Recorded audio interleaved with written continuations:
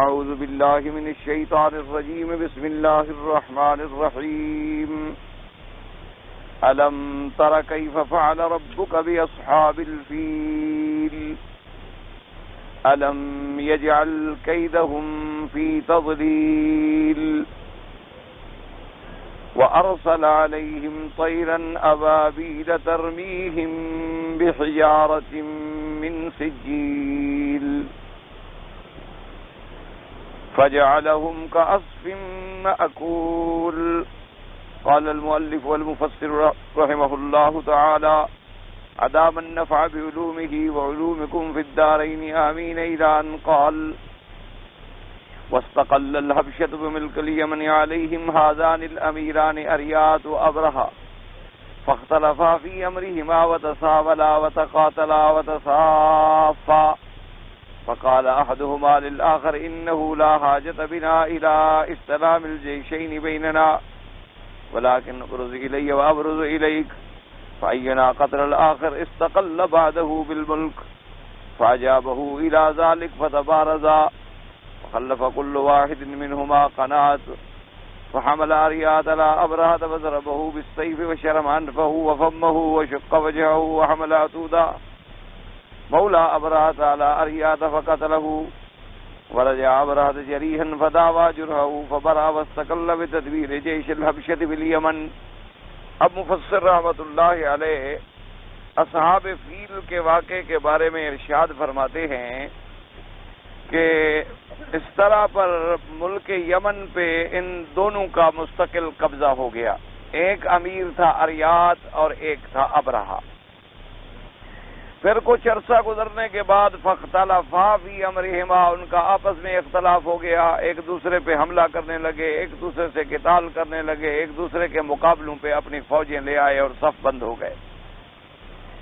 جب دونوں کی فوجیں آمنے سامنے ہو گئیں فقال احدہما للآخر ان دونوں میں سے ایک نے دوسرے سے کہا کہ دیکھو فوجیں مروانے کا کوئی فائدہ نہیں.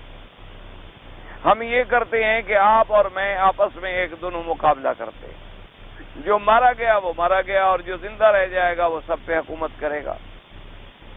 تو دونوں نے اس بات پر اپنا اتفاق کر لیا کہ اس نے کہا کہ تم میری طرف نکلو اور میں تمہاری طرف نکلتا ہوں. جس نے قتل کر لیا ملک اسی کا ہے. اسی کے مطابق انہوں نے جلدی سے حملہ کیا اور اپنے پیچھے انہوں نے باقاعدہ ایک حجاب کھڑا کر دیا کہ بھئی اور کوئی ایک دوسرے کے معاملے میں دخل نہ کرے. تو اریات نے جب حملہ کیا ابرہہ پر تو اس کو تلوار کے ساتھ مارا. اس کے ناک پہ تلوار لگی, اس کا ناک بھی کٹا, ہونٹ بھی کٹے اور اس کے چہرے پر زخم آئے. اسی دوران میں ابرہہ کا ایک غلام تھا تودا, اس نے فوری طور پہ اریات پہ حملہ کیا اور اس کو قتل کر ڈالا. ابرہہ جب واپس آیا تو وہ زخمی تھا. اس نے اپنے زخموں کا علاج کرایا, اس سے وہ ٹھیک ہو گیا. اور پھر اس دن کے بعد سے حبشے کا پورا لشکر جو تھا یمن میں وہ ابرہہ کی قیادت میں آ گیا. فكتب إليه النجاشي يلومه على ما كان منه ويتوعده ويحلف ليتأن بلاده ويجزن ناصيته فأرسل إليه أبرهة يترقق له ويصانعه وبعث مع رسوله بهدايا وتحف وبجراب فيه من تراب اليمن وجز ناصيته فأرسلها معه ويقول في كتابه ليتأ الملك ولا هذا الجراب فيبر قسمه وهذه ناصيتي قد بعثت بها إليك. اب جب بادشاہ کو پتہ چلا نجاشی کو کہ بھئی اس نے ایسا کیا ہے کہ ابرہہ نے میرے ایک کمانڈر کو قتل کر ڈالا, آپس میں بھی انہوں نے جھگڑا کیا, فساد کیا, تو نجاشی نے اس کو بڑا سخت خط لکھا. اس نے اس میں اس کو ملامت کی کہ یہ تم نے کیا زیادتی کی ہے کہ تم نے اپنے آدمی کو بھی قتل کر ڈالا. اور نجاشی نے اس کو دھمکی دی کہ اگر تم نے اپنی اصلاح نہ کی تو میں حلف کہتا ہوں کہ میں تمہارے بلاد کو, تمہارے ملک کو اپنے پاؤں کے نیچے روند ڈالوں گا اور میں تمہارے ماتھے کی بالوں کو پکڑ کے تمہیں ایسی سزا دوں گا کہ مانا ہوتا ہے کہ تمہاری پیشانی کاٹ ڈالوں گا, مقصد ہے گنجا کر کے تمہیں سزا دوں. جب یہ خط پہنچا تو اب ابرہہ نے چالاکی یہ کی کہ اس نے نرمی اختیار کر لی اور اس کے بعد اس نے کوشش کی کہ کسی طرح سے میں اپنے بادشاہ کو راضی کر لوں. اور اس نے یہ کیا کہ اپنا جو قاصد بھیجا اور سفیر بھیجا بادشاہ کی طرف، بڑے ہدایہ دیے اور بڑے تحفے بھیجے، اور ایک مشکیزہ بھی بھیجی جس کے اندر یمن کی مٹی بھیجی، اور اپنے بالوں کی ایک لٹ جو تھی وہ بھی اس میں بھیجی۔ اور اس نے کہا کہ بادشاہ سلامت، چونکہ آپ قسم کھا چکے ہیں کہ آپ میری زمین کو اپنے قدموں سے روندیں گے اور میری پیشانی کو بھی اس میں ملائیں گے، تو یہ میری پیشانی کے بال بھی حاضر ہیں اور یمن کی مٹی بھی حاضر ہے، اور آپ پاؤں کے نیچے دے کر اپنی قسم پوری کر لیں، لیکن مجھے معاف کر دیں۔ فلما وصل ذلك إليه أعجبه منه ورضي عنه وأقره على أمره، جب بادشاہ کے پاس ایسا قاصد پہنچا اور ایسا تحفے دینے والا پہنچا اور اس انداز میں اس نے نیاز مندی کی اور خوشامد کی کہ بادشاہ جو ہے وہ راضی ہو گیا۔ بادشاہ راضی ہو گیا، اس نے کہا بھی یہ تو بڑا وفادار ہے، چلو اس سے غلطی ہو گئی لیکن ہمارا تو وہ اتنا نیاز مند ہے۔ تو اس نے اس کو کہا کہ اچھا میں نے تمہیں معاف کر دیا ہے، اور یمن پر تم مستقل طور پہ چلو کنٹرول کرو، اور اسی پر تم بادشاہ۔ کیونکہ آدمی پھر زبانی کلامی ایسی باتوں میں پھر دھوکے میں آ جاتے۔ وَأَرْسَلَ أَبْرَادَ يَقُولُ لِلنَّجَّاشِ إِنِّي أَبْنِي لَكَ كَنِيسَةً بِأَرْضِ الْيَمَنِ مِنْ قَبْلِهَا مِثْلَهَا فَاشْرَعْ فِي بِنَاءِ كَنِيسَةٍ هَائِلَةٍ بِصَنْعَاءَ۔ اب ابرہا نے پھر بادشاہ کو لکھا، چونکہ بادشاہ بھی نصرانی تھا، تو اس نے لکھا کہ میں تمہارے لیے ایک کنیسہ بناؤں گا۔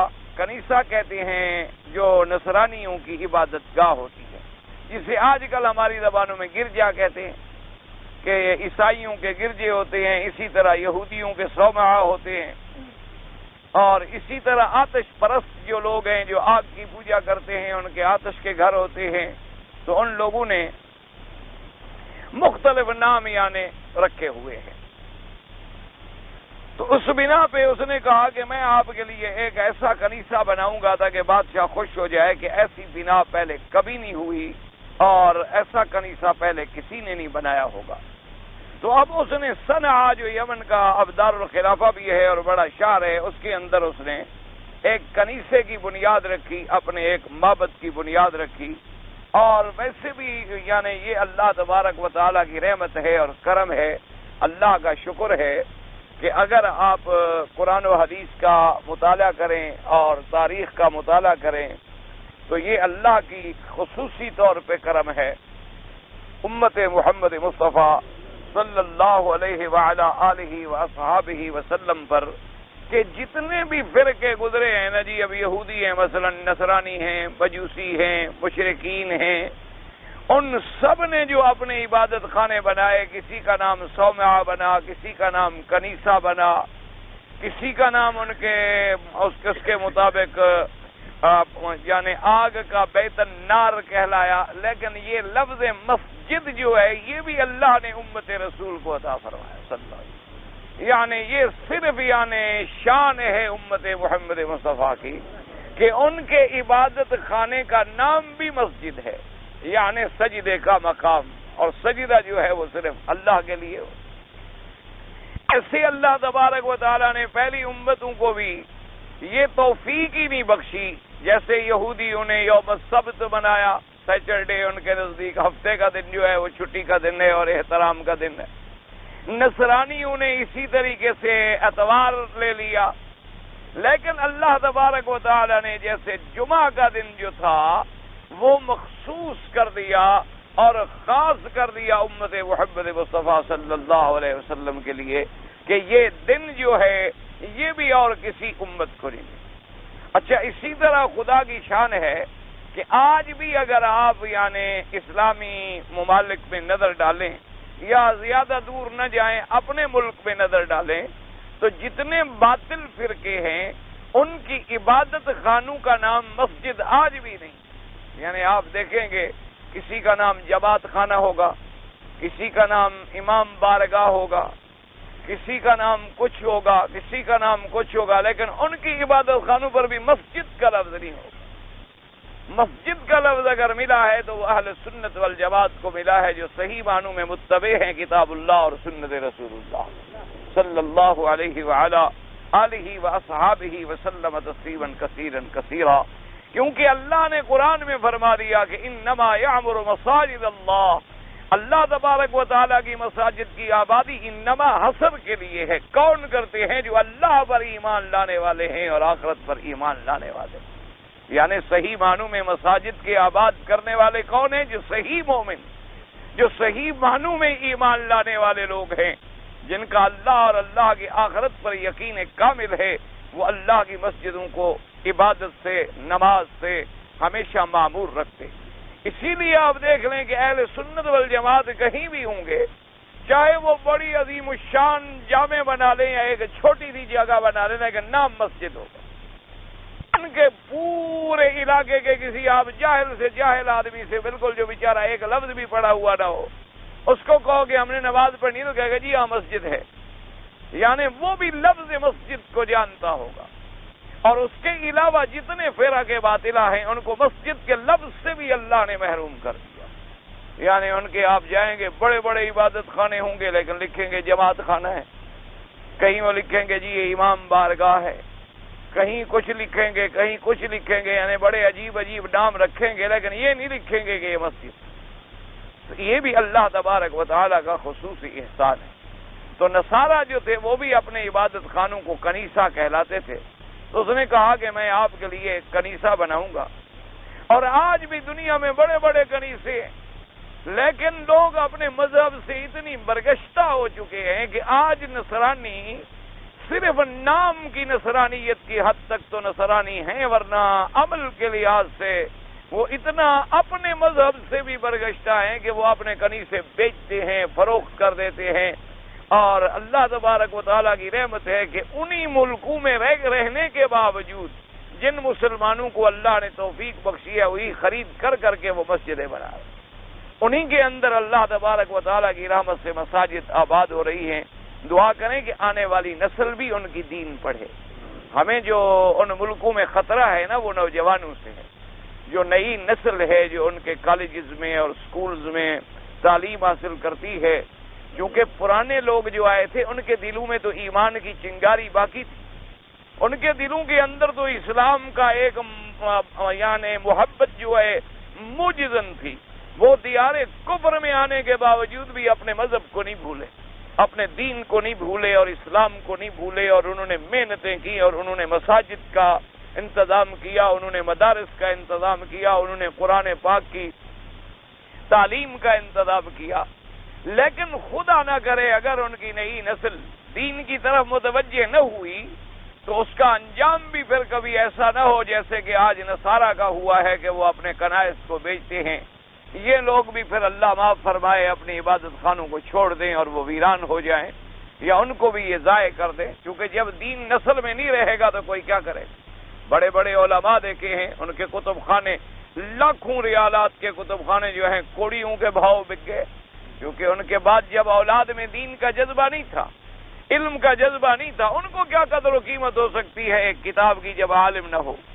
تو اس لیے انجام یہ ہوا. اپنی آنکھوں سے یعنی یہاں رہتے ہوئے بھی دیکھا ہے بڑے بڑے علماء، بڑے بڑے لوگ جنہوں نے ساری زندگی اپنی پوری جائیدادوں کو اللہ کے دین کی کتابوں کے لیے وقف کر دیا تھا، لیکن جب موت آئی کیونکہ اولاد میں کوئی آدمی عالم نہیں تھا تو اس کو قدر نہیں تھی، وہ کتابیں پڑھی رہی اور بعض کو پھر جوش چڑھا تو انہوں نے کہا چلو بھی چھوڑو، بیچ ڈالو. 10-10 لاکھ کی کتابیں لاکھ 2-2 لاکھ کے اندر بک گئی. انا للہ و انا الیہ راجعون. تو یہ ضروری ہوتا ہے کہ آدمی دعا کرے کہ اللہ تبارک و تعالی دین والے لوگوں کی نسل کے اندر بھی کوئی دین والا پیدا کر دے، علم والوں کی نسل کے اندر بھی کوئی علم والا پیدا کر لے جو ان کی وراثت کو سنبھال سکے اور وہ دین کے سلسلے جو ہیں قائم اور دائم رہے. ورنہ آج کل دنیا میں تو بس یہی ہوتا ہے اور اللہ تبارک و تعالی معاف فرما دے. تو اس نے بہرحال صنعاء کے اندر ابرہہ نے ایک کنیسہ بنایا، اور وہ کنیسہ جو تھا بڑا کنیسہ یعنی کنیستن حائل رفیعۃ البناء عالیۃ الفناء مزخرفۃ الارجاء ضمتها العرب والقلیس لارتفاعها لأن الناظر إليها تكاد تسقط قلنسوته عن رأسه من ارتفاع بنائها. اس نے ایک بہت بڑی عظیم الشان عمارت بنائی، بہت اونچی عمارت بنائی، اور پھر اس کے چہار طرف اس نے مزخرفہ کا معنی ہوتا ہے جس میں زخرف سونے اور چاندی کا کام کیا جائے. یعنی اس کے اندر سونے اور چاندی کا کام کیا، موتی لگائے اور بڑی بڑی قیمتی چیزیں اس کے اندر جڑائیں، اور اس کو عرب جو تھے اس کی بلندی کی وجہ سے کہتے تھے القلیس، اس وجہ سے کہ کوئی آدمی اگر دیکھتا تھا تو اس کا کلن سوا یعنی ٹوپی جو ہے وہ گر جاتی، یعنی اتنی اونچی بنا تھی، اتنی اونچی عمارت تھی کہ اس کو دیکھنے کے لیے آدمی کو یوں گردن کرنی پڑتی تھی اور ٹوپیوں کے گر جانے کا خوف ہوتا تھا۔ تکاد تسقط قلنسوته عن راسه لارتفاعها، کیونکہ اتنی اونچی اور اتنی بلند و بالا بلڈنگ تھی اور اتنی عظیم الشان اس نے عمارت بنا ڈالی۔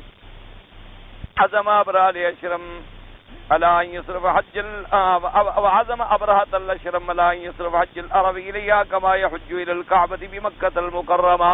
اب اس ابرهة الاشرم، اشرم کہتے ہیں ناک کٹا ہوا یا ہونٹ کٹا ہوا، اس کو جو تلوار لگی تھی نا، ناک بھی کٹا ہونٹ بھی کٹا، تو اس کو لقب بن گیا اشرم۔ تو ابرہہ نے یہ بھی ارادہ کیا کہ اب میں ایسا کروں کہ جو لوگ کعبۃ اللہ میں یعنی مکہ شریف میں جاتے ہیں حج کرنے کے لیے، اب وہاں کے بجائے وہ یہاں کا حج کریں۔ ونادى بذلك في مملكته فكرت العرب اللدنانية والقحطانية ذلك وغضبت قريش ذلك غضبا شديدا۔ اب اس نے اپنے ملک میں بھی اعلان کرا دیا کہ آج کے بعد حج یہاں ہوگا اور اسی جگہ حج ادا کیا جائے گا۔ اس نے سمجھا کہ بس فقط یہ باتیں کرنے سے اور اونچی بلڈنگیں بنانے سے بس حج ہو جاتا ہے، اور خوبصورت بنائیں بنانے سے جو ہے اللہ تبارک و تعالی رحمت فرمائے، بس یعنی دنیا کی توجہ جو ہے اسی طرف مبذول ہو جاتی۔ یہ بات نہیں ہوتی، اصل بات تو میرے بھائی اخلاص ہوتا، اصل بات تو یہ ہوتی ہے کہ جو خالص اخلاص سے یعنی آدمی جس چیز کو خرچ کرتا ہے اس چیز کی قدر ہوتی۔ حضرت محمد یعقوب رحمت اللہ علیہ جو دارالعلوم دیوبند کے صدر مدرس بھی رہے، اللہ ان کی قبر پہ رحمت فرمائے، ان کے زمانے میں ایک بزرگ تھے، وہ بیچارے روزانہ مزدوری کرتے تھے اور 8 پیسے، اور اس زمانے میں 6 پیسے اور 8 پیسے کی مزدوری ہوتی تھی۔ تو وہ یعنی اتنے اللہ والے آدمی تھے کہ وہ ایک ایک پیسہ جمع کرتے رہتے اپنی اس روزانہ کی مزدوری سے، اور بڑی مشکل سے وہ سال میں جا کر، اب آپ خود اندازہ لگا لیں کہ کتنی پیسے بنیں گے، اگر 30 پیسے مہینے کے بنیں گے تو 360 پیسہ بن جائے گا سال۔ تو سارے سال کے بعد جب ان کے پاس 360 پیسے اور 3 روپے یا 4 روپے جمع ہو جاتے، تو پھر وہ یہ جتنے بڑے بڑے علماء ہمارے گزرے ہیں، شیخ الہند رحمۃ اللہ علیہ اور یہ بڑے بڑے حضرات، اس زمانے میں جو بڑے قداور علماء اور جن کو علم کے جو ستون تھے، پھر ان کو وہ دعوت کرتے تھے، اور جو ان کی خدمت میں ہو سکتا تھا اتنے پیسوں میں سے جو بن سکتا تھا وہ پکا کے کھلا دیتے تھے۔ تو حضرت محمد یعقوب صاحب رحمۃ اللہ علیہ نے اپنی کتابوں میں لکھا ہے کہ ہم سارا سال بے چینی سے ان کی دعوت کا انتظار کرتے تھے کہ بھئی وہ دن کب آئے گا جب ہمیں وہ بزرگ جو ہے دعوت دیں گے اور کھانا کھلائیں گے، کیونکہ ان کے کھانے میں اور حلال میں اور رزق کے حلال میں اور اخلاص میں اتنی کشش ہوتی تھی۔ وہ فرماتی ہیں کہ ہمیں جب وہ کھانا کھلا دیتے تو 2-3 مہینے تک ہماری عبادت کے اندر دلچسپی اور توجہ جو ہے زیادہ بڑھ جاتی، یعنی اتنا اثر ہو جاتا تھا ایک دعوت کھلانے۔ یہی وجہ ہوتی ہے نا کہ ہم نمازیں پڑھتے ہیں، طواف کرتے ہیں، درس سنتے ہیں، قرآن سنتے ہیں، راستے میں چلے کسی نے حلال کے بجائے کوئی حرام کھلا دیا، گھر میں گئے تو کوئی حلال کے بجائے کوئی مشتبہ چیز مل گئی، اس کے اندر آدمی کھا بیٹھا، تو نتیجہ یہ نکلتا ہے کہ آدمی کا دل جو ہے وہ نور ایمان سے محروم ہو جاتا ہے اور اس کے اندر کثافت اور ظلمت پیدا ہو جاتی ہے۔ اس کی وجہ سے پھر اللہ کے ذکر میں اور اللہ کی عبادت میں لذت نہیں ملتی۔ وہ جو ایک شوق ہوتا ہے نا جی، آپ دیکھیں نا کوئی کام آپ کرتے، آپ دیکھیں فلم آپ کتنے شوق سے دیکھتے ہیں، اتنے شوق سے کبھی نماز پڑھی ہے؟ یعنی آپ خود اندازہ کریں ٹھنڈے دل سے کہ آپ یعنی اس کے لیے دوڑتے ہیں اور ڈھونڈتے ہیں اور بھاگتے ہیں، اور ہر دوست سے پوچھتے ہیں کہ بھئی تمہارے پاس کوئی نئی چیز آئی ہے؟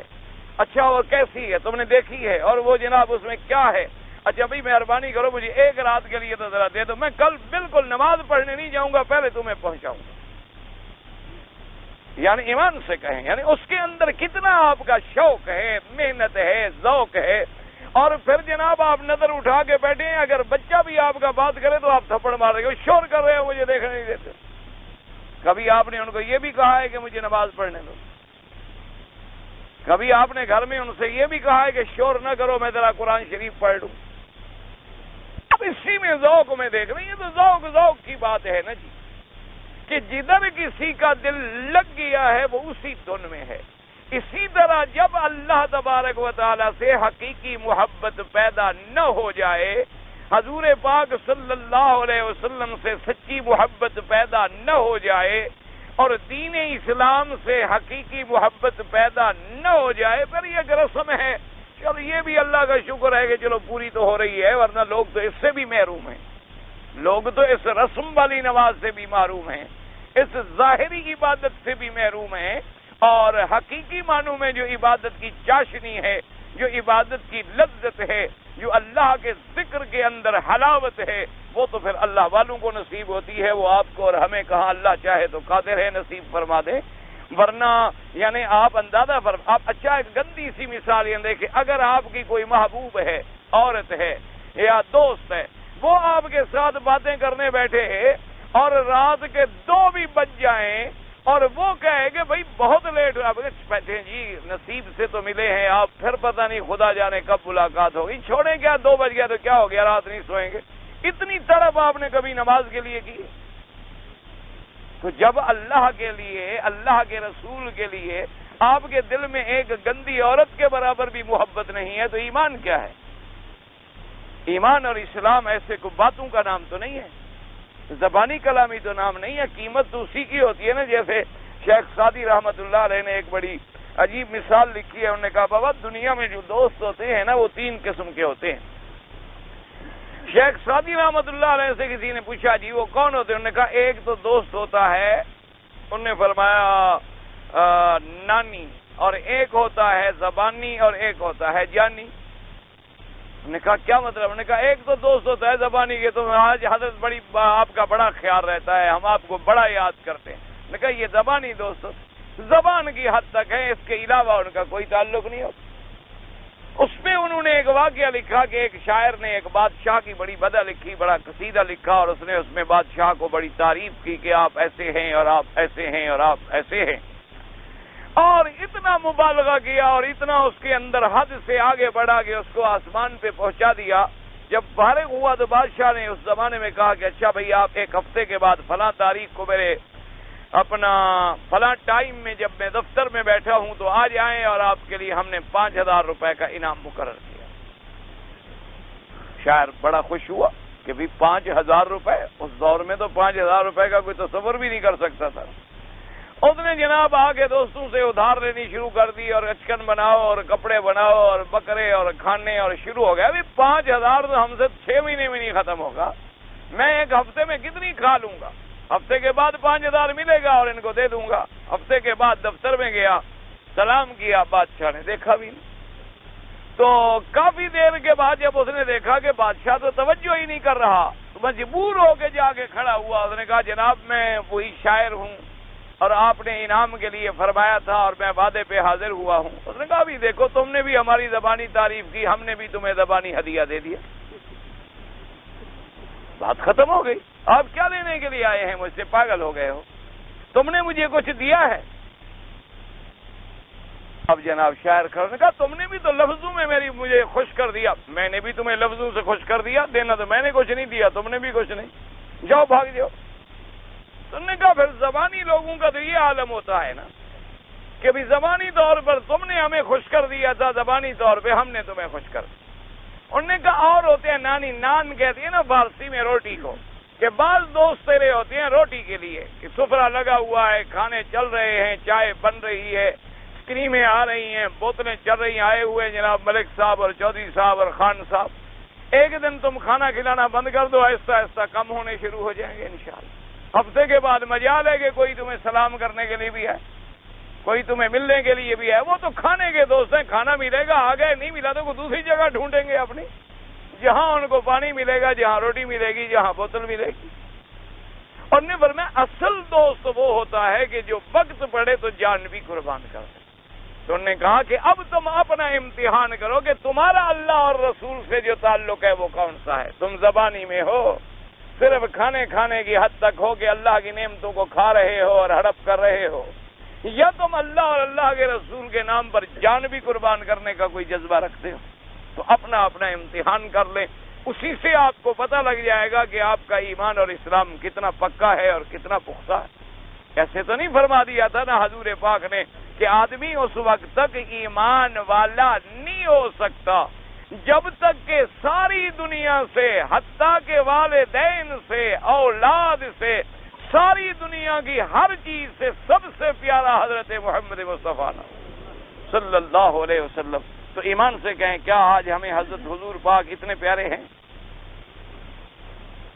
ٹھنڈے دل سے سوچ رہے، دعویٰ تو آپ بھی کریں گے، میں بھی کروں گا، جی ہمیں حضور پاک سب سے زیادہ پیارے ہیں، حضور محبوب ہیں، ہماری آنکھوں کا نور ہیں، حضور کا نام ہم چوم لیں گے، لیکن حضور کا منادی جب نماز کے لیے بلائے تو اٹھتے ہیں؟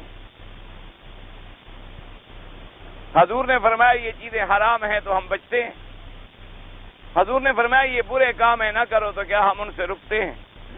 حضور صلی اللہ علیہ وسلم نے فرمایا یہ چیزیں غلط ہیں، ان کو استعمال نہ کرو، ہم آپ کا کہنا مانتے ہیں، تو محبت کیا مانا پھر وہی زبانی دوستی ہو؟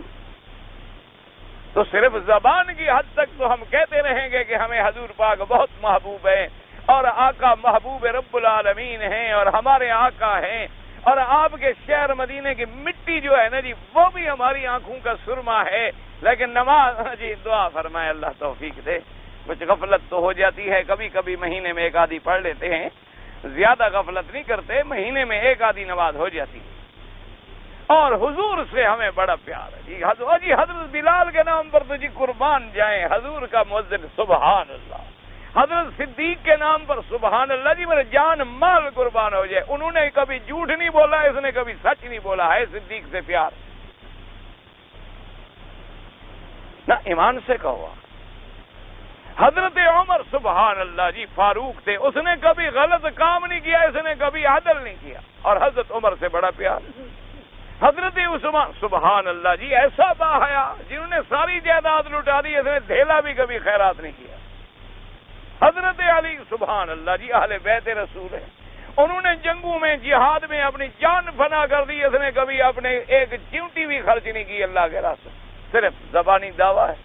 یہی وجہ ہے میرے عزیز کہ آج اتنا 1 ارب مسلمان ہے دنیا میں اور ہر جگہ ذلیل، ہر جگہ کہر مذلت میں ہم پڑے ہوئے ہیں، ہر جگہ نعوذ باللہ ہم پر اللہ کی طرف سے بھی عذاب ہیں اور ظاہری طرف سے بھی عذاب ہیں، اور ہم یعنی سر اٹھا کے چلنے کے قابل بھی نہیں رہے ہیں۔ وجہ کیا ہے کہ صرف زبانی اسلام ہے، زبانی ایمان ہے، زبانی تعلق ہے، وہ ہمارے دلوں کے اندر ابھی تک گھر نہیں کر سکا۔ اس لیے دعا فرمائیں اللہ ہمیں حقیقی مسلمان بنا دیں، اللہ تبارک و تعالی ہمیں حضور پاک کی سچی اور صحیح اتباع نصیب فرمائیں اور حقیقی اتباع نصیب فرما دیں، اور اللہ تبارک و تعالی ہمیں اپنی عبادت میں، اپنی اطاعت میں ایک حلاوت نصیب فرمائے کہ آدمی کو اس کے اندر ایک لذت ملے۔ جب لذت ملے وہ کیسے چھوڑے گا؟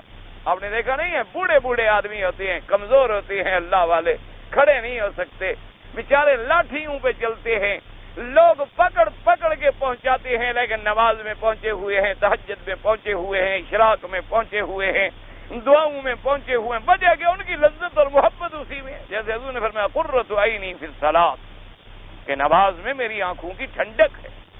تو جب آنکھیں ٹھنڈی ہوں نماز پڑھنے سے تو کوئی نماز چھوڑے گا؟ سے دل کو قرار ملے کوئی نماز چھوڑے گا؟ جس کو آدمی کو طمانینت اور اطمینان نصیب ہو جائے وہ آدمی کبھی نماز چھوڑے گا؟ ہمارے لیے تو نعوذ باللہ نماز ایسی ہے جیسے منافقین کی نماز تھی کہ پہلے تو پڑھتا کوئی نہیں، اگر پڑھتا ہے تو وہ یہ سمجھتا ہے کہ ایک سر پہ بوجھ ہے اور میں اتاروں اور پھینکوں اور جلدی سے نکل جاؤں۔ یعنی آپ دیکھیں سلام پھرنے کے بعد حرم میں بیٹھنا ایسے مشکل ہو جاتا ہے جیسے نیچے کانٹے لگ رہے ہوں۔ اللہ تبارک و تعالیٰ اب سلام ابھی امام میرے خیال میں ابھی پوری طرح سلام بھی نہیں پھیرتا اور یہ دکان پہ پہنچ جاتا ہے، بستے پہ پہلے پہنچ جاتا ہے، یعنی بیٹھ نہیں سکتا اللہ کے گھر میں۔ اللہ تبارک و تعالیٰ سے دعا کرو اللہ ہمارے حال پہ رحم فرمائے۔ ہے تو ایک جھوٹا قصہ، پتہ نہیں سچا قصہ اللہ بہتر جانے، کیونکہ تاریخی روایات کا کوئی اعتبار تو ہوتا نہیں، ورتب یابس ہوتے ہیں سارے، یعنی کوئی سچی کوئی جھوٹی، اور خدا کی قدرت ہے کہ ہر لذت بھی اسی کہانی میں ہوتی ہے جو زیادہ جھوٹی ہو. سچی کہانی میں اتنی لذت نہیں ملتی، کیونکہ جھوٹ تو بنایا جاتا ہے نا جی، اس کو تو گھڑا جاتا ہے نا خواہشات کے مطابق. بہرحال ایک واقعے کے لیے استشہاد کرنے کے لیے، دلیل کے طور پہ استعمال کرنے کے لیے ہم ذکر کرتے ہیں، چونکہ ہمارے اساتذہ نے بھی ذکر کیا ہے. انہوں نے کہا کہ دفعہ ایک جنگل میں سے کچھ میرے جیسے مولوی گزرے، تو مجنو جو سنا ہے آپ نے مجنو کو تو آپ جانتے ہو، اچھی طرح جانتے ہو. یہ تو ہو سکتا ہے کہ آپ حضور کو نہ جانتے ہو، لیکن مجنو کو آپ ضرور جانتے ہو. ہاں ہاں بالکل، ہمارے پڑھے لکھے گھرانے پوچھتے ہیں، ان کے بچے پوچھتے ہیں اپنے ڈیڈی سے کہ ڈیڈی یہ محمد کون تھا؟ محمد. انا للہ و انا الیہ. مسلمان کا بیٹا باپ سے پوچھتا ہے کہ یہ محمد کون ہے؟ محمد. اور باپ خوش ہوتا ہے کہ میرا بیٹا دیکھو کیسی انگریزی بولتا ہے، کہ اتنا اس کی زبان پہ انگریزی چڑھی ہوئی ہے کہ وہ حضور کا نام بھی اسی لہجے میں لے رہا ہے جیسے انگریز کا بیٹا. یعنی وہ آ کے پوچھتا ہے کہ وہ کیا ہوتا ہے، کون ہے وہ. انا للہ و انا الیہ. مسلمانوں کے بیٹے اپنے ماں باپ سے پوچھتے ہیں کہ ابا یہ کیا ہے مکہ اور مدینہ اور کعبہ، اور یہ کیا ہے، مکان ہے، کوٹھا ہے، اور لوگ پاگل ہیں پھر رہے ہیں پیچھے. کیا ہے اس میں؟ ایک کوٹھا سا ہے، کیا ہے اندر؟ کوئی آدمی ہے، کوئی بات ہے، کیا ہے؟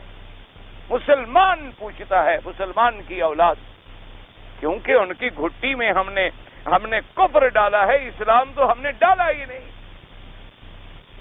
جس دن بچہ پیدا ہوا اس کو گھٹی لگانے والے بھی کافر، اور پالنے والے بھی کافر، اور کھلانے والے بھی کافر، اور دودھ پلانے والے بھی کرے گا. اس کو کیا پتا اسلام کیا ہوتا ہے؟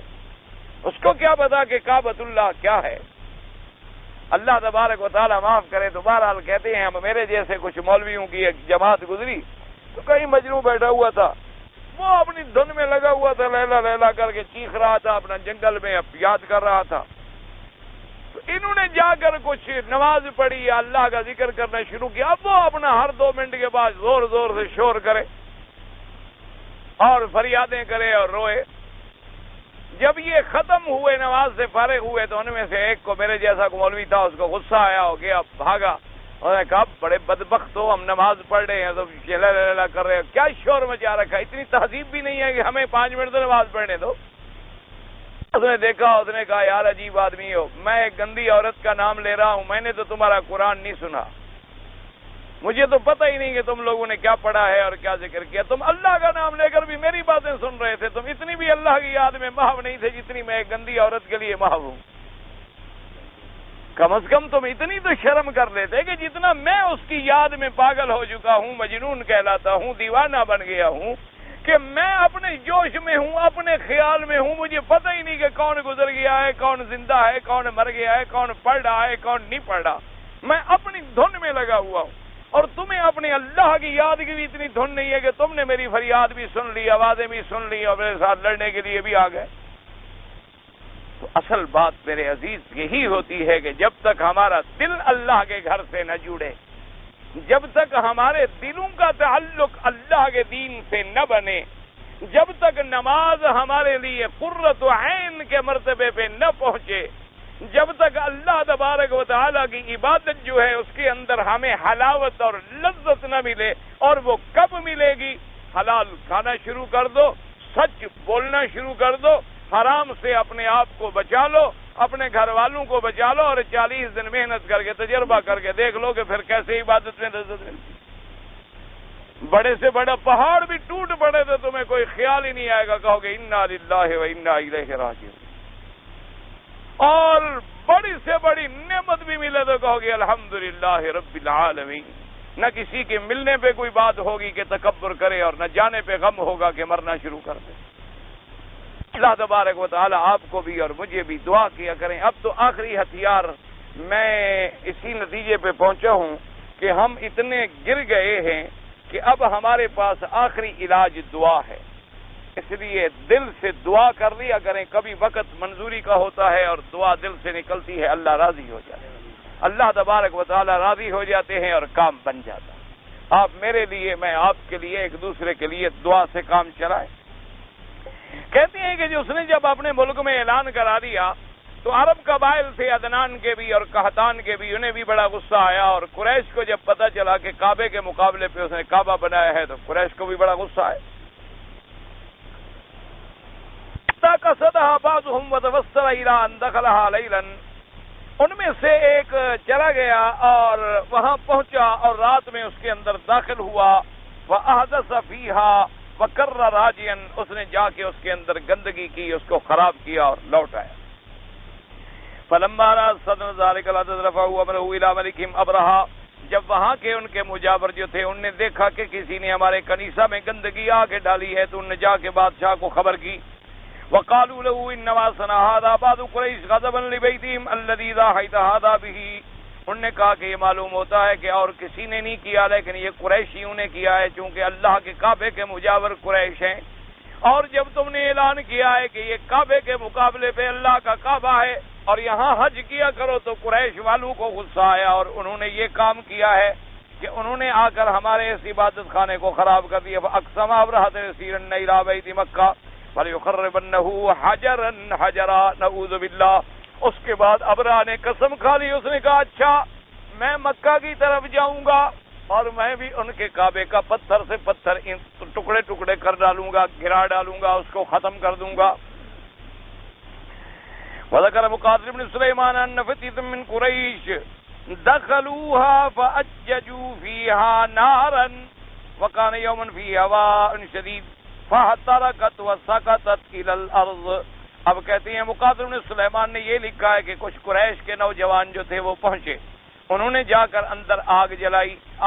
اصل میں ایک اور روایت میں بھی آتا ہے کہ انہوں نے آگ ایسے جلائی جیسے خوشبو کے لیے جلائی جاتی ہے نا، آپ نے دیکھے ہیں مبخرے ہوتے ہیں، اس میں انگارے رکھتے ہیں، اوپر عود کی لکڑی ڈالتے ہیں تو اس سے خوشبو ماشاءاللہ پیدا ہوتی ہے، تو انہوں نے اس بہانے سے آگ جلائی، ورنہ کسی کے کنیسے میں جا کر ایسے کوئی لکڑیاں جمع کر کے کون آگ جلانے دیتا، یعنی اس اندازے سے انہوں نے آگ جلائی اور ایسے طریقے سے ایسے مقام پہ رکھی کہ جب ہوا زیادہ چلے تو یہ آگ ذرا بھڑکے اور کسی اس کے غلاف کو لگے اور اس کے بعد لکڑی کو لگے اور ایسے ہو جائے۔ تو خدا کی قدرت ہے کہ ہوا جو تھی بڑی سخت چلی اور اس کو لگی اور وہ جل گیا، اور اس کے بعد وہ عمارت جو تھی وہ بھی گر گئی۔ فَتَحَبَ أَبْرَهَ ذَلِكَ وَسَارَ فِي جَيْشٍ كَثِيفٍ لِأَلَّا يُصِدَّهُ أَحَدٌ۔ اب کہتا ہے جی کہ اس کے بعد ابرہہ نے تیاری کی اور بہت بڑا لشکر تیار کیا۔ وَاسْتَزَوَ مَعَهُ فِيلًا عَظِيمًا كَبِيرَ الْجُثَّةِ لَمْ يَرَ مِثْلَهُ يُقَالُ لَهُ محمود، اور اس نے ایک بہت بڑا جثے والا، بہت بڑا جان والا ایک ہاتھی جو ہے اس کو بھی ساتھ لیا، اور اس جیسا ہاتھی کسی کے پاس بھی نہیں تھا، اور اس کا نام رکھا ہوا تھا محمود۔ وَكَانَ قَدْ بَعَثَهُ إِلَيْهِ النَّجَّاشِي مَلِكُ الْحَبَشَةِ لِذَلِكَ، بادشاہ نجاشی نے اس کو بھیجا تھا اسی کام کے لیے۔ وَيُقَالُ كَانَ مَعَهُ أَيْضًا ثَمَانِيَةَ أَفْيَالٍ وَقِيلَ 12 فِيلًا غَيْرَهُ فَاللَّهُ أَعْلَمُ۔ بعض علماء نے لکھا ہے کہ 8 ہاتھی اس نے اور بھی ساتھ لیے، اور بعد نے لکھا ہے کہ 12 ہاتھی اس نے اور بھی ساتھ لیے، اللہ جانتا ہے حقیقتاً کہ ان کی تعداد کیا تھی۔ یعنی لِيَهْدَمَ بِهِ الْكَعْبَةَ بِأَنْ يَجْعَلَ السَّلَاسِلَ فِي الْأَرْكَانِ وَتُوضَعُ فِي عُنُقِ الْفِيلِ ثُمَّ يُسْجَرُ لِيَلْقَى الْحَائِطَ جُمْلَةً وَاحِدَةً۔ اس کا ارادہ یہ تھا کہ اللہ کے کعبے پر ہم لوہے کی زنجیریں ڈالیں گے اور ان زنجیروں کو ہم ہاتھیوں کے گلے میں باندھیں گے، اور بیک وقت جب ہاتھیوں کو چلائیں گے تو یکدم عمارت جو ہے گر کے نیچے آ جائے گی۔ انہوں نے یہ ارادہ کیا اور یہ اسی لیے چلے۔ فَلَمَّا سَمِعَتِ الْعَرَبُ بِبَصِيرِهِ أَعْظَمُوا ذَلِكَ جِدًّا وَرَأَوْا أَنَّ حَقًّا عَلَيْهِمْ الْمُحَاجَبَةُ دُونَ الْبَيْتِ وَرَدُّ مَنْ أَرَادَهُ بِكَيْدٍ۔ جب عرب والوں کو پتہ چلا کہ اب ابرہہ اتنا بڑا لشکر تیار کر کے اللہ کے کعبے کے گرانے کے لیے چل پڑا ہے، تو عرب لوگوں نے بھی اکٹھے ہو کے غور کیا کہ ہمارا بھی تو فرض بنتا ہے کہ ہم خدا کے کعبے کی حفاظت کے لیے قربانی دیں، ہم بھی اللہ تبارک و تعالیٰ کے کعبے کی حفاظت کریں اور ہم اس کا مقابلہ کریں اور اس کو اس مکر سے روکیں۔ فخرج إليه رجل من أشراف أهل اليمن ملوكهم يقال ذو نفر فدعا قومه ونجا من سائر العرب إلى حرب أبرهة وجهاده عن بيت الله۔ اس زمانے کے اندر اہل یمن کے اشراف میں سے اور ان کے بادشاہوں میں سے ایک آدمی بچا ہوا تھا ذو نفر، اس نے یہ کیا کہ اپنے قبیلے کو بھی تیار کیا اور یمن میں بھی اعلان کیا کہ جو لوگ جو عرب جو ہیں میرے ساتھ ملنا چاہیں تاکہ ہم ابرہا کے مقابلے پر جہاد کریں اور اللہ تبارک و تعالیٰ کے گھر کی حفاظت کے لیے ہم مقابلہ کریں۔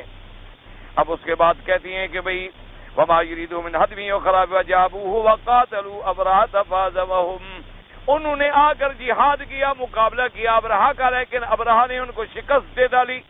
فهزمهم لما يريده الله عز وجل من کرامت البیت وتعظیمه، اور اسی کے اندر اللہ کی حکمت تھی، اللہ تبارک و تعالیٰ چاہتے تو اس کو وہاں بھی شکست دلا دیتے، لیکن اللہ تبارک و تعالیٰ اپنے گھر کی حفاظت خود فرمانا چاہتے تھے اور دنیا کے لیے اس قصے کو عبرت بنانا چاہتے تھے، ورنہ تو اللہ تبارک و تعالیٰ قادر تھے۔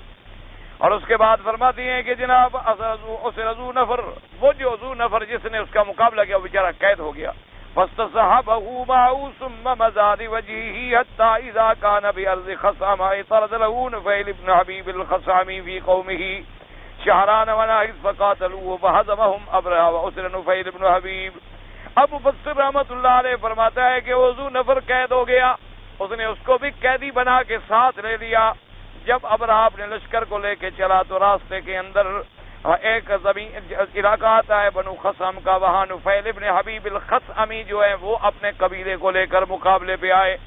ان کے دو بڑے قبیلے تھے، شہران اور ناہس ان قبیلوں کا نام تھا، وہ ان قبیلوں کو لے کے آئے، فقات مقابلہ کیا، لیکن فہزمہم ابرہہ، ابرہہ نے ان کو بھی شکست دے ڈالی، وہ بھی شکست کھا گئے۔ وہ اسر نفیل ابن حبیب الخصمی، اور نفیل ابن حبیب الخصمی جو ہے وہ بھی بیچارہ گرفتار ہو گیا۔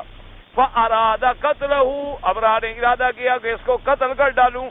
ثُمَّ عَفَا عَنْهُ وَاسْتَصْحَبَهُ مَعَهُ لِيَدُلَّهُ فِي بِلَادِ الْحِجَازِ، اس کے بعد اس نے کہا کہ چلو میں تمہیں معاف کر دیتا ہوں اس شرط پہ کہ تم ہمارے ساتھ چلو، اور چلنے کے بعد تم ہمیں راستے جو ہیں وہ بتلاتے جاؤ تاکہ ہم ارض حجاز میں پہنچ کے اللہ کے کعبے کا مقابلہ کر سکیں۔ فلما اقترب من ارض الطائف خرج اليه اهلها سقي وصانعوا خيفة على بيتهم الذي عندهم الذي يسمونه واللات فاكرمهم وبعثوا معه ابا رغال دلیلا۔ اس کے بعد جناب جب آیا صاحب طائف کے قریب تو طائف کا قبیلہ جو تھا بنو ثقیف، انہوں نے ان کا وفد بھیجا ان کے پاس کہ ہم تمہارا مقابلہ نہیں کرتے، لیکن اس شرط پہ مقابلہ نہیں کریں گے کہ تم ہمارے عبادت خانے کو نہیں توڑو گے۔ ان کا ایک بت تھا لات، اس کی وہ عبادت کرتے تھے اور اسی کا انہوں نے بڑا مندر بنایا ہوا تھا۔ اس نے ان کی بڑی عزت کی اور بڑی تکریم کی اور کہا کہ ہمیں کوئی راستہ دکھانے والا بھی دو، تو انہوں نے بھی ابا رغال ایک آدمی تھا جس کو ساتھ دیا کہ تم جاؤ اور ہاتھیوں والے بادشاہ کو راستہ دکھاؤ اللہ تبارک و تعالیٰ کے کعبے کا، تاکہ کعبۃ اللہ پر جو ہے اللہ معاف کرے یہ پہنچ سکے۔ اور یہ ابا رغال جو ہے اس کو بھی ایسی سزا ملی، اللہ کے عذاب سے یہ مرا، اور اس کی قبر جو تھی نا جی عربوں نے ایک نشان بنا دیا تھا کہ جو بھی گزرے اس کی قبر پہ جوتے مارے۔ تو اسی لیے حتیٰ کہ یہ چیز اتنی مشہور ہو گئی کہ پھر لوگوں نے منتیں مارنی شروع کر دی کہ میرا کام ہو جائے تو میں اس کی قبر پہ 10 جوتے ماروں گا، کیونکہ ہے تو ایک دماغ کی تسلی نا جی، جیسی منت مانو گاڑی تو چلتی ہے، چاہے تم پھول چڑھانے والی مارو چاہے ڈنڈے مارنے والی مارو۔ اب اس کی قبر پہ مارنے جوتے جا رہے ہیں اور کام بن رہے ہیں۔ کام تو ہندوؤں کے بھی ہوتے ہیں، کام تو سکھوں کے بھی ہوتے ہیں، کام تو یہودیوں اور نصرانیوں کے بھی ہوتے ہیں، کام تو جانوروں کے بھی اللہ تبارک و تعالیٰ چلا رہے ہیں، اولادیں ان کی نہیں ہو رہی ہیں۔ یہ تو ایک نظام عالم ہے، یہ چلتا رہے گا، سورج نکلتا رہے گا، ڈوبتا رہے گا، رات آتی رہے گی جاتی رہے گی، کبھی دن ہوگا کبھی رات ہوگی، کبھی روشنی ہوگی کبھی اندھیرا ہوگا، کبھی غم ہوگا کبھی خوشی ہوگی۔ یہ تو اللہ کا ایک نظام ہے، آپ چاہے کچھ بھی نہ کریں تب بھی یہ نظام چلے گا۔ صرف فرق اتنا ہوتا ہے کہ جو ایمان والا ہے وہ ان تمام معاملات کا خالق اور مالک اپنے اللہ کو سمجھتا ہے، وہ ہر بات میں اپنے اللہ کی طرف رجوع کرتا ہے، اور جو محروم ہوتا ہے وہ راستے میں اٹک جاتا ہے اور خدا کی طرف نہیں پہنچتا۔ اس لیے ورنہ یہ تو دنیا کا میرے بھائی نظام ہے۔ کافر ہیں وہ مندر میں جاتے ہیں، بتوں کے آگے بھجن گاتے ہیں، بتوں کے آگے جناب بنتی کرتے ہیں، اولادیں تو ان کو بھی مل جاتی۔ کافر ہیں جناب وہ جاتے ہیں باقاعدہ لوہے کے بت بنے ہوئے ہیں، سیمنٹ کے بت بنے ہوئے ہیں، پتھر کے بت بنے ہوئے ہیں، اور اس پہ جناب پھول چڑھا رہے ہیں اور ان پہ خوشبوئیں ڈال رہے ہیں اور گنگا جمنا کے پانی سے غسل دے رہے ہیں، اور سامنے ہاتھ باندھ کے کھڑے ہیں۔ جو بنانے والا ہے وہ ہاتھ باندھ کے کھڑا ہے، جو بننے والا ہے وہ خدا ہے۔ یعنی آپ اندازہ کریں، کام ان کے بھی بن رہے ہیں، وہ بھی کہتے ہیں جی ہاں آج ہم فلاں دیوی کے پاس گئے تھے بس کام بن گیا۔ وہاں بھی اگر بارش سخت آ جائے وہ کہتے ہیں کالی دیوی ناراض ہو گئی۔ وہاں اگر ان کو کوئی فائدہ ہو جائے تو وہ کہیں گے کہ آج فلاں دیوی اور دیوتا جو ہیں ہم پر مہربان ہو گئے۔ یہ تو دنیا کا نظام ہے، نظام عالم ہے۔ کوئی کسی کے گھر میں آج بچہ پیدا ہوگا، کسی کے گھر جنازہ ہوگا، کسی کے گھر میں آج خوشی کی خوشی ہوگی، کسی کے گھر میں ماتم ہوگی، کسی کے گھر میں راحت ہوگی، کسی کے گھر میں مصیبت ہوگی، کسی جگہ لوگ پانی اور بارشوں سے تباہ ہو رہے ہیں اور کسی جگہ ترس رہے۔ یہ تو معاملات عالم ہیں، نظام عالم ہے، پوری کائنات میں چلتا رہے گا۔ صرف دیکھنا یہ ہوتا ہے کہ ایمان والا جو ہے تکلیف آئے تو کہتا ہے ما اصاب من مصیبت الا باذن اللہ، میرے اللہ کے حکم کے بغیر مجھے مصیبت نہیں آتی۔ اور خوشی بھی ملے تو کہتا ہے میرے اللہ کی طرف سے، موت ملے کہتا ہے میرے اللہ کی طرف سے، زندگی ملے کہتا ہے میرے اللہ کی طرف سے۔ اور جو کافر ہے وہ راستے میں اٹک جاتا ہے، کبھی بتوں میں اٹک گیا، کبھی قبروں میں اٹک گیا، کبھی درختوں میں اٹک گیا، کبھی سنیاسیوں میں اٹک گیا، کبھی کاہنوں اور نجومیوں میں اٹک گیا، کبھی کاغذوں میں اٹک گیا، کبھی کسی چیز میں اٹک گیا، وہ اللہ کی طرف جاتا ہی، ورنہ یہ تو عالم کا نظام ہے، چلے گا۔ اس کے بعد کہتے ہیں جناب اس کو بھی اس نے ساتھ رکھ لیا۔ جب طائف کے قریب آیا انہوں نے ابا رغال کو بھیجا کہ یہ تمہارا دلیل ہے، تمہیں راستہ دکھائے گا۔ فلما انتہا برات المغمس وهو قریب من مکہ تھا، جب وہ مغمس کے مقام پہ آیا، مکے کے قریب ایک جگہ ہے، نزل به واغار جيشه على سر اهل مکہ من الابل وغيرها، اس نے اس مقام پہ آگے پڑاؤ ڈالا، اپنا لشکر کو اتارا، اور اس کے سپاہی جو تھے انہوں نے جا کر مکے کے ارد گرد میں جتنے لوگوں کے مال مویشی چر رہے تھے، اونٹ بکرے چر رہے، سب پکڑ لیے۔ فاخذوه وكان في السر 100 بعير لعبد المطلب، انہوں نے ان کو پکڑا، ان کے اندر 200 اونٹ جو ہیں عبد المطلب کے تھے۔ وكان الذي اغار على السر بامر ابرات امير المقدم وكان يقال له الاسود بن مقصود وهجاه بعض العرب فيما ذكره ابن عباس، اور جس نے اس لوٹ مار پہ یعنی پیش قدمی کی، ابرہہ کا وہ جو لشکر کا انچارج تھا اس زمانے میں، اس کا نام تھا اسود ابن مقصود، تو اس کی بھی بڑی مذمت کی ہے عرب والوں نے کہ وہ اتنا بدبخت تھا کہ اس نے لوگوں کے مال لوٹنے کے لیے فوج نکالی۔ وبعث ابرهة عناتة الحمير الى مكة وامره ان ياتيه باشراف قريش وان يخبره ان الملك لم يجي لقتالكم الا ان تصدوه عن البيت، تو ابرہہ نے حناتۃ الحمیر کو اپنا سفیر بنا کے بھیجا کہ تم مکے میں جاؤ اور جو مکے کے سردار لوگ ہیں ان سے ملو اور ان کو جا کے بتلاؤ کہ بادشاہ تمہارے ساتھ لڑنے کے لیے نہیں آیا، بادشاہ کا مقصد جو ہے صرف اللہ تبارک و تعالیٰ کے کعبے کو گرانے کا ہے، نعوذ باللہ۔ اگر تم کعبے کے حفاظت کے لیے مقابلہ نہ کرو تو ہم تمہیں کوئی نقصان نہیں پہنچائیں گے۔ اب جناب جب آیا بجا حناتہ عبد المطلب ابن ہاشم وبلغه ان ابرهة ما قال، فقال له عبد المطلب والله ما نريد حربه وما لنا بذلك من طاقة، هذا بيت الله الحرام بيت خليله ابراهيم عليه السلام، فإن يمنعه منه فهو بيته وحرمه وإن يخلى بينه وبينه فوالله ما عندنا دفع عنه۔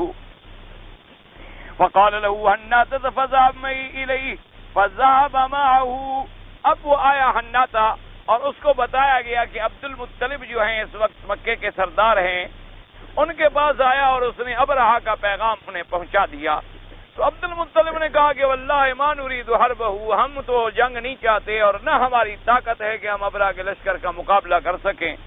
ھذا بیت اللہ الحرام، یہ اللہ کا گھر ہے اور حضرت خلیل علیہ السلام کی بنا ہے، اگر اللہ چاہے تو اپنے گھر کی اور اپنے خلیل کے حرم کی حفاظت فرمائیں، اور اگر اللہ تبارک و تعالیٰ چاہتے ہیں کہ دشمن کو موقع دیں کہ اس کے گھر کی توہین کرے تو اللہ جانے اور اللہ کا کام جانے، ہم تو کچھ نہیں کر سکتے، ہمارے پاس تو کوئی طاقت نہیں ہے کہ ہم مقابلہ کریں۔ تو حناتہ نے کہا آپ ایسا کریں کہ آپ میرے ساتھ جائیں۔ فلما رآه ابرهة جلہ، جب ابرہہ نے دیکھا تو اس نے بڑی تعظیم کی۔ وکان عبد المطلب رجلا جسیما حسن المنظر، عبد المطلب جو تھے بڑے موٹے اور بڑے خوبصورت آدمی تھے، بڑے خوبصورت منظر والا انسان۔ ونزل ابرهة عن سريره وجلس ما جلس معه على البساط، حتیٰ کہ ابرہہ اپنے تخت سے اترا اور نیچے فرش پہ بیٹھا۔ وقال للترجمانی قل له ما حاجتک، ترجمان سے کہا کہ پوچھو اس سردار کی کیا حاجت ہے. وقال للترجمان ان حاجتی يرد علی الملک یتی بعیرا اصاب حالی. انہوں نے کہا کہ میں صرف اس لیے آیا ہوں کہ میرے 200 اونٹ پکڑ لیے ہیں، تمہاری فوج نے مجھے واپس کیے جائیں. قال ابرا لترجمانی قل لو لك كنت عجبتني حين رأيتك ثم قد ذهبت فيك حين كلمتني تكلمني في 100 بعير أصبتها لك وتترك بيتا وهو دينك ودين آبائك قد جئت لحدمه لا تكلمني فيه. اس نے کہا کہ جب میں نے آپ کو دیکھا تو میرے دل میں آپ کی بڑی عزت اور تکریم ہوئی. ابرا نے کہا کہ جب آپ آئے تو میں نے آپ کو بڑا عزت والا سمجھا، لیکن جب آپ نے بات کی ہے تو آپ نے اپنا مقام میرے دلوں سے نکال دیا. انہوں نے کہا کہ انہوں نے کہا دیکھو 200 اونٹ چھڑانے کے لیے تم آ گئے ہو، اور جو تمہارا اللہ کا گھر ہے اور کہتے ہو ہمارے دین کا قبلہ ہے اور ہمارے لیے واجب الاحترام ہے، اس کے لیے تم نے میرے ساتھ بات ہی نہیں کی.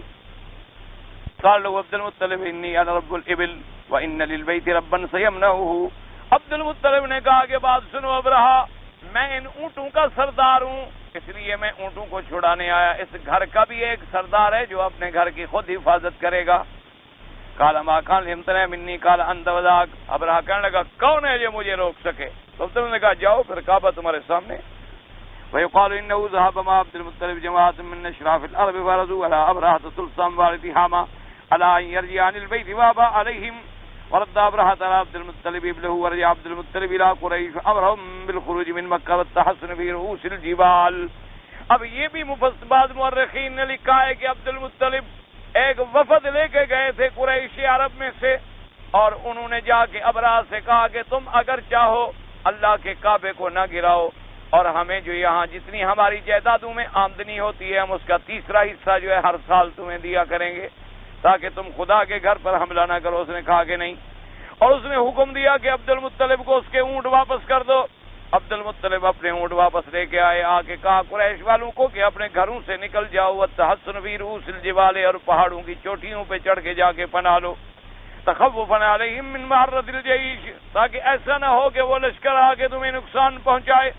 ثم قام عبد المطلب، اس کے بعد عبد المطلب آئے. فاخذ بحلقۃ باب الکعبہ، اس نے آ کے دروازہ اللہ کے کعبے کے دروازے کا جو کنڈا ہے اس کو پکڑا اور آ کے کھڑا ہوا. وقام معه نفر من قریش، اور قریش کی ایک جماعت بھی آئی ساتھ کھڑی ہوئی. يدعون اللہ، اللہ سے دعا مانگنے کے لیے.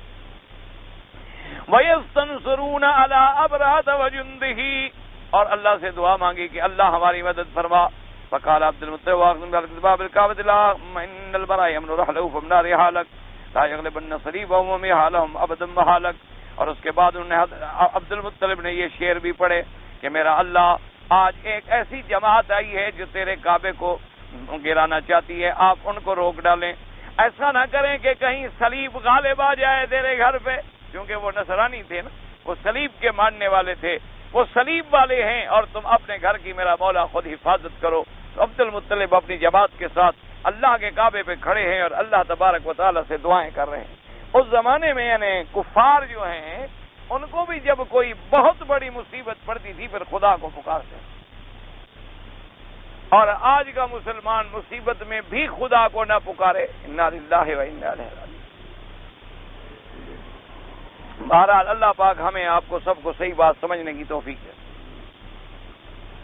ایک آدمی نے فجر کی نماز کے بعد طواف کیا اور اس نے سفر پہ ضروری جانا ہے تو کیا اشراق سے پہلے 2 رکعت پڑھ لے؟ کوئی بات نہیں، ائمہ ثلاثہ کے نزدیک 2 رکعت پڑھنی ہر وقت جائز ہے، تو اس لیے اگر اس کا سفر ہے تو پڑھ سکتا ہے، اور یہ بھی کر سکتا ہے کہ سفر کر لے اور سورج نکلنے کے بعد جہاں پہنچے وہاں پڑھ لے. کیونکہ یہ بھی حدیثوں میں آتا ہے کہ ایک دفعہ حضرت عبداللہ ابن عمر رضی اللہ تعالی عنہ نے طواف فرمایا اور پھر مدینہ منورہ کے لیے روانہ ہوئے تو آپ حد حرم سے نکل گئے اور بعد میں جا کر آپ نے 2 رکعتیں ادا فرمائیں. تو دونوں طریقوں سے اس کو اجازت ہے، پڑھ لے تب بھی کوئی بات نہیں. ہم لوگ اگر اپنے ملک میں جاتے ہیں تو یہاں سے اگر ہم سونا خرید لیں یا اور کوئی کرنسی وغیرہ خرید لیں اور اپنے ملک میں لے جائیں تو کوئی منع ہے؟ شریعت میں تو کوئی منع نہیں. شرط یہ ہے کہ تم اپنے پیسوں سے خریدو، چوری کا مال نہ ہو. اگر مال تیرا حلال کا ہے 1,00,000 دفعہ خرید لو، اللہ کی طرف سے اسلام میں کوئی منع نہیں. باقی تمہارے ملک کا قانون کیا کہتا ہے یہ قانون والوں سے پوچھ لو. حرم شریف میں نمازوں کے اوقات جو ہیں اس کا باقاعدہ بورڈ جو ہے وہ لگا ہونا چاہیے. یہاں الحمدللہ جن کو نماز پڑھنی ہے ان کو اوقات بالکل یاد ہیں، آپ فکر نہ کریں. اور ہر مسجد میں لکھے ہوئے ہیں، روزانہ اخبار میں چھپتے ہیں، ہر ڈائری کے صفحے پہلے صفحے پر لکھے ہوئے ہیں. اب اگر وہ حرم میں ایسے تختیاں لگائیں تو کتنی زبانوں میں لگائیں گے؟ اس لیے بہرحال یہ چیزیں پہلے سے موجود ہیں. اس کا بہترین حل یہ ہے کہ آپ مہربانی کر کے کسی ساتھ والے سے پوچھ لیں. ہر ہوٹل میں، ہر کمرے میں، ہر جگہ یہ چیزیں چارٹ باقاعدہ موجود ہیں. اگر آپ نے نماز پڑھنی ہے انشاءاللہ تو وقت معلوم کرنا مشکل نہیں ہے. خوشبو لگا کر مسجد میں جانا جو ہے سنت ہے، بالکل سنت ہے. خوشبو لگانا حضور پاک نے فرمایا مجھے محبوب ہے. حب الی من الدنیا بثلاث، فرمایا الطیب والمرأة الصالحة وقرۃ عینی فی الصلاۃ، او کما قال رسول اللہ صلی اللہ علیہ وسلم نے فرمایا مجھے ان تین چیزوں سے بڑی محبت ہے. حضور پاک نے فرمایا کہ خوشبو اور پاک باز بی بی، اور فرمایا لیکن میری آنکھوں کی ٹھنڈک جو ہے وہ نماز ہے. تو بہرحال کہتا ہے میں نے ایک رسالے میں پڑھا ہے کہ پرفیوم نہیں لگانا چاہیے. تو بھائی حضور پاک نے فرمایا خوشبو تو جو حضور کے زمانے میں خوشبو تھی وہی لگاؤ نا. تو یہ پرفیوم تو تم نے اب بنائے ہیں. اگر ان میں الکوہل ہے مجھے نہیں پتا، اب میں نے سنا ہے ایسے پرفیوم آ گئے ہیں جن میں الکوہل نہیں ہوتا. اگر الکوہل کے بغیر ہے تو بغیر کسی وجہ کے آپ استعمال کریں. اگر اس میں الکوہل پایا جاتا ہے تو اس کا استعمال کرنا جائز نہیں. وہ تو پلیت چیز ہے، وہ لگے گی تو باقاعدہ پلیت کر دے گی کپڑوں کو بھی، ہر چیز کو بھی.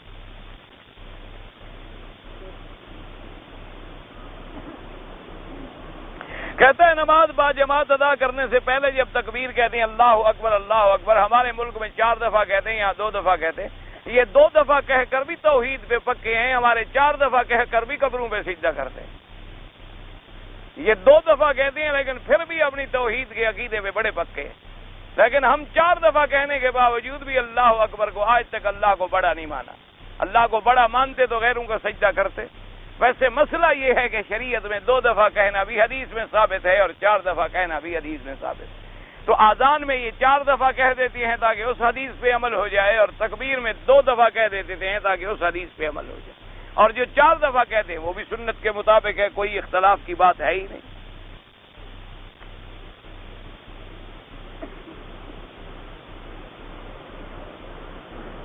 میں نے بینک کی نوکری کی ہے اور میں نے اس کے اندر اپنے پیسے جو بچت کرتا رہا بہرحال میں نے کچھ نہ کچھ جمع کیا ہوا ہے. مجھے پتا چلا ہے کہ بینک کی نوکری حرام ہے، تو وہ پیسے میرے لیے، وہ پیسے آپ کے نوکری کے ہیں، حلال ہیں، کوئی منع نہیں، بالکل آپ استعمال کریں. ویسے مسئلہ یہ ہے کہ بینک میں نوکری آدمی نہ کرے. اگر کی ہوئی ہے تو دوسری متبادل تلاش کرتا رہے. جب اس کو اور جگہ اللہ عطا فرما دیں تو ایسی جگہوں سے بچ جائے، ورنہ وہ تو اپنی محنت کا اور اپنے بدل کا پیسہ لے رہا ہے، اس کے لیے تو کوئی حرام نہیں ہوتا. اس لیے بہرحال آپ کے پیسے ہیں، آپ نے نوکری کی ہے، اپنی نوکری کا بدل لیا ہے. لیکن کوشش کیا کریں کہ جن چیزوں پہ حرام کا کام ہوتا ہو کم از کم ہم کیوں شریک بنے، ہم اس سے دور رہیں تو زیادہ بہتر ہے.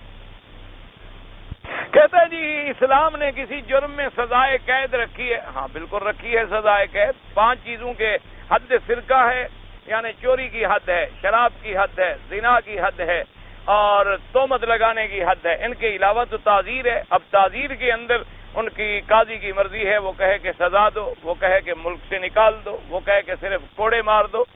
بالکل تعزیر ہے. حضرت عمر رضی اللہ تعالی عنہ نے اسی مکہ مکرمہ میں صفوان ابن امیہ کی بلڈنگ جو تھی خریدی اور اسی کو جیل خانہ بنایا تھا. تو بہرحال یہ تو نہیں کہ اسلام میں ہر قسم کی سزائیں موجود ہیں. اور اسی طرح حضور کے اسلام کا جھنڈا کیسا تھا وہ حدیث پاک میں آتا ہے کہ جنگوں کے اندر مختلف جھنڈے تھے. اب تو ہمارے پاس بہت پیسے ہیں نا جھنڈے لگانے کے لیے، ہمارے پاس بڑے پیسے ہیں ماشاءاللہ. اور اس زمانے میں تو غربت کا عالم تھا، ان کے پاس اتنی پیسے نہیں تھے کہ وہ جھنڈے بناتے اور کوئی خاص نشان بناتے. اینڈ ٹائم جنگ پہ جو کپڑا مل گیا اسی کا جھنڈا بنا لیا. ویسے زیادہ تر جو آتا ہے حدیثوں میں سفید اور سیاہ دھاریاں تھیں، یہ جھنڈا جو ہے زیادہ ثابت. ایک دفعہ حضور پاک نے ایک بی بی سے دوپٹہ لیا، اسی کا جھنڈا بنا دیا. وہ اس زمانے میں کہاں سے جھنڈے آئے؟ یہ تو تماشی ہمارے پاس ہے نا کہ ہم اسی جھنڈیوں میں اور جھنڈوں میں ختم ہو گئے اور اندر کچھ رہا نہیں. صرف جھنڈے لگے ہوئے ہیں، اندر کچھ نہیں. اسلام اسلام کے 14 بیج لگا لو اور نماز نہ پڑھو، کیا فائدہ ہے ایسے بیج لگانے کا اور جھنڈے لگانے کا؟ پوری داڑھی رکھنا بھی سنت ہے، اور خط بنانے میں بھی علماء نے اجازت دی ہے۔ اچھا جی، حضور جب پیدا ہوئے تو خانہ کعبہ جھکا تھا، بالکل غلط بات ہے۔ خانہ کعبے کے جھکنے سے کیا ہو جائے گا؟ مجھے سمجھ نہیں آئی، خانہ کعبہ آخر کیوں جھکے؟ حضور ساری زندگی کعبے کی طرف جھکتے رہے، حضور کا ساری زندگی کا جھکنا یاد نہیں آیا، کعبہ جھک گیا تھا یہ یاد آ گیا ان کو۔ یہ بالکل جھوٹے قصے ہیں، کہانیاں ہیں، لوگوں نے گھڑ رکھے ہیں۔ اللہ کے کعبے کے لیے حضور روتے رہے، حضور اللہ سے دعائیں مانگتے رہے، اور حضور صلی اللہ علیہ وسلم آگے بوسہ دیتے رہے، سینہ چمٹاتے رہے۔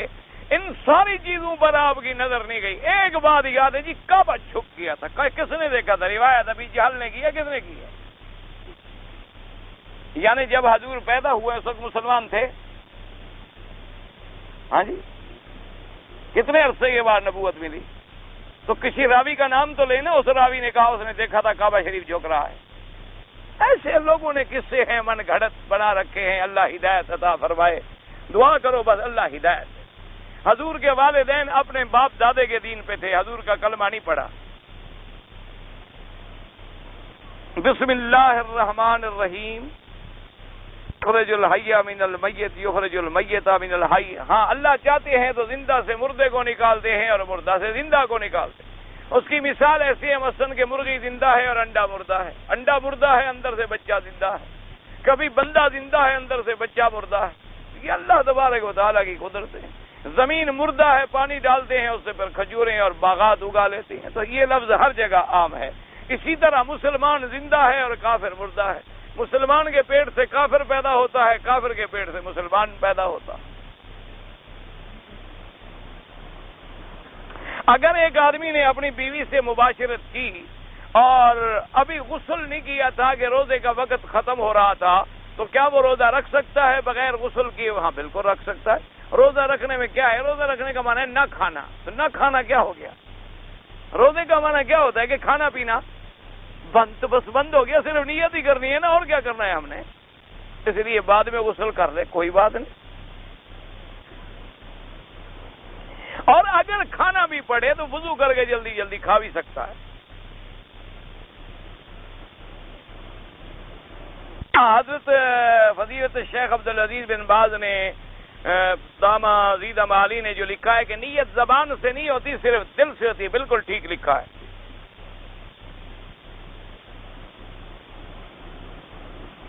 ایک ہم نے دیکھا ہے مسجد ہے، اس کے نیچے انہوں نے انڈر گراؤنڈ یعنی حمام بنائے ہوئے ہیں، اور وضو کی جگہ اوپر مسجد ہے، کوئی حرج نہیں، اور ان کے لیے جگہ نہیں تھی تو اس کو استعمال کر لیا۔ ہم جس دیوار پر یا جس فرش پہ نماز پڑھیں وہ تو پاک ہے نا، نیچے کچھ ہو۔ آپ جب خود نماز پڑھتے ہیں تو آپ کے پیٹ کے اندر کیا ہوتا ہے؟ کبھی اس پہ خیال کیا ہے؟ یہ نظر نہیں آیا؟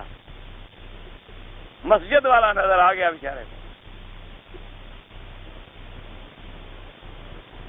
اگر ہم حرم کے مینار پر کام کر رہے ہیں، اترنا چڑھنا مشکل ہوتا ہے، وہیں اگر ہم نماز پڑھ لیں